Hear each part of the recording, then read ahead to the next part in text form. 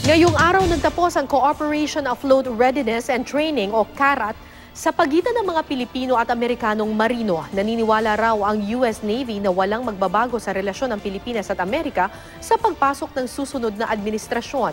At sa kabila ng pag-alma ng China, paiigtingin pa raw ng Amerika ang kanilang pagpapatrolya sa South China Sea o West Philippine Sea. May report si JP Soriano. Interoperability exercises at ang tinatawag na Visit Board Search and Seizure Exercise o ang paglipat mula sa umaandar na naval ships sa oras ng isang operasyon.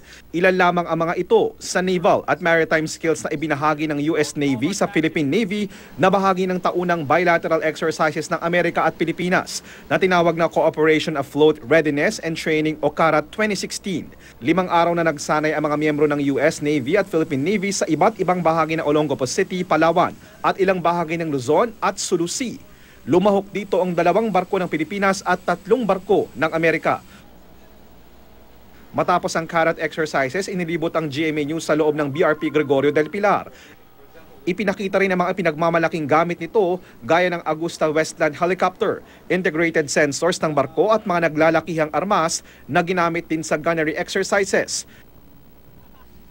Nakapasok din ang GMA News sa USS Tetem kung saan ipinakita ng mga US Naval Officer ang mga makabagong armas ng barko at sensors na may tuturing daw na isa sa pinaka-advanced sa buong mundo.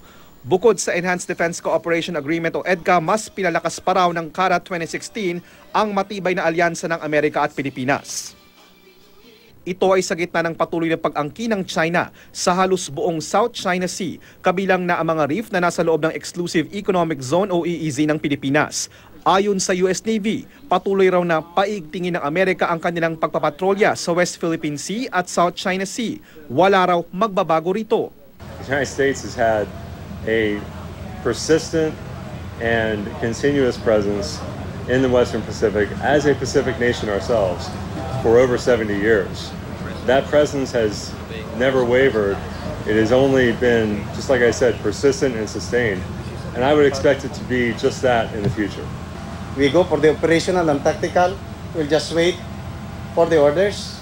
And as mandated, we continue to train, and to enhance our capability and interoperability with the U.S. counterpart. Naniniwala rin daw ang US Navy na walang magbabago sa relasyon ng Amerika at Pilipinas sa pagpasok ng Administrasyong Duterte. Bukas nakatakdang umalis ng Pilipinas ang mga barko ng US Navy na lumahok sa CARAT 2016. Wala mang direktang tugon kaugnay sa agawan ng teritoryo sa West Philippine Sea sa pagitan ng China. Mismong US Navy ang nagsabing handa silang bumalik ng Pilipinas anumang oras para tulungan ang isa sa mga pinakamatibay na kaalyado ng Amerika dito sa Asia. Mula sa Subic, JP Soriano, GMA News.